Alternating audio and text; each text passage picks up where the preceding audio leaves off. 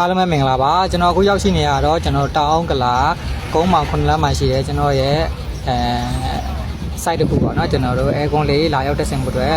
ကျွန်တော်တို့ဆောင်ရွက်တာတွေကိုကျွန်တော်တို့ဗီဒီယိုရိုက်ပေးတာဖြစ်ပါတယ်ဒီကောင်လေးကဆိုရင်G bike က45ဘီလောက်ပြေးရမှာပေါ့နော်အဲကွန်3လုံးလား4လုံးလားပေါ့နော်လက်ရှိကတော့3လုံးပေါ့နောက်ထပ်တိုးဖို့လည်းရှိရဲဆိုတော့ဒါမှကျွန်တော်တို့လောလောဆယ်ပိုက်ပင်လေးလာရောက်ပြီးတော့ပြေးဆွဲနေရလေးကိုကျွန်တော်ဗီဒီယိုရိုက်ပေးရဖြစ်ပါတယ်အော်မမေနေထွန်းကင်းချိုးတာအချင်းနေဘယ်လိုရှိလဲအဆင်ပြေလားပြေးပြေးမင်းထွန်းကင်းချိုးရလားမင်းဖိုးစောဖောက်တာလားဖန်ငယ်အောင်ဖိုးစောအဲမင်းထွန်းကင်းချိုးတာငါမတွေ့ဘူးမင်းဖိုးစောဖောက်တာပဲငါတွေ့တယ်ငါတော့မင်းနေဘာလုပ်တာလဲဒီမှာဖန်ငယ်ရိုက်လေထွန်းကင်းရိုက်တယ်ဘယ်နဲ့ချောင်းရိုက်တာတစ်ချောင်းတန်ဘယ်နဲ့ချောင်းပြောက်သွားလဲနှစ်ချောင်းအေးထွန်းကင်းချောင်းရိုက်တာတန်နဲ့ချောင်းပြောက်သွားတော့ထွန်းကင်းမရိုက်ခဲ့ရဘူးရတော့ပါကြီး